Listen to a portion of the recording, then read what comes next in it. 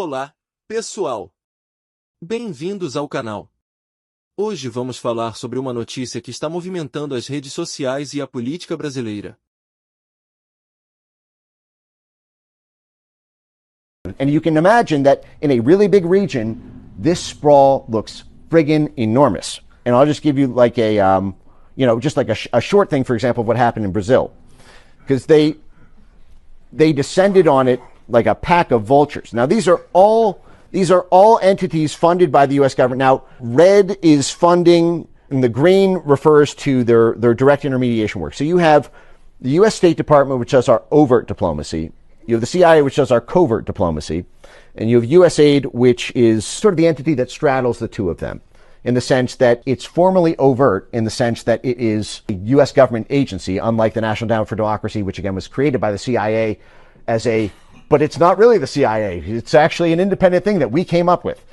But the world bought it, and so we live in the aftermath of their ignorance. But essentially, USAID and the National Endowment for Democracy created this program called CEPS, the Center for Excellence in Political Process Strengthening.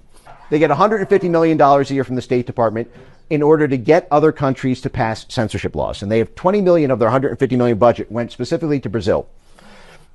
Now, CEPS gets its money from the National Endowment for Democracy, from the NDI, which is the DNC branch of it, the IRI, which is the RNC branch of the CIA, and this thing called IFES, the International Foundation for Election Systems. And CEPS created this program in Brazil to get Brazil's TSE, to get their election court to pass these progressive layers of censorship laws. This started in 2018 when they descended on them. They capacity built the Atlanta Council, the Wilson Center, the Carnegie Endowment for International Peace. By the way, the Atlanta Council has 7 CIA directors on its board. It gets annual funding from the Pentagon, the State Department, and the National Endowment for Democracy. The Wilson Center gets about 90%, or I think it gets a third of its budget from the U.S. government. The Wilson Center is where Nina Jankovic came from. The Wilson Center also hosts an amazing CIA archive that I actually pulled the inauguration of organized political warfare from later in the slide presentation. That actually comes from the Wilson Center CIA archive. The Carnegie Endowment for International Peace, which was run from 2014 to 2021 by a guy named Bill Burns. He left in 2021. If you're wondering what he's doing now, if that name sounds familiar, it's because he is the director of the Central Intelligence Agency. MEDAN, which is funded by the U.S. State Department and has also gotten DARPA grants. Pointer, which has about, 35 different, that's the international fact-checking, independent fact-checking network, which happens to have something like 35 State Department grants alone and is completely back-channeled by this whole network. Every single one of these worked in tandem with the TSE. They actually met with the officials. They flew them to the U.S. They went to Brazil to coordinate. They actually formally partnered with them. For example, the Atlanta Council is one of the 67 partnered institutions of the TSE. Even EIP was a part of this. Emerson Brookings and several others had direct meetings. Actually, did training workshops for how to get TSE to understand the disinformation challenge from 2018 onward. Meanwhile, it was actually the National Endowment for Democracy's union branch, which gave Lula, the AFL used to be called the AFL-CIA in the 1960s because it was so penetrated by the Central Intelligence Agency. Somehow that history has been forgotten to the populist right, but the NED has 4 branches. One of them is the NDI and the IRI. Another one is called CPAY. It's the Center for International Private Enterprise. That's the Chamber of Commerce. That's the big business wing of the CIA. But the fourth of their core 4s is something called the Solidarity Center, which was named for the CIA's work essentially with the Solidarity movement. I think it was a good thing that Poland, became a free country.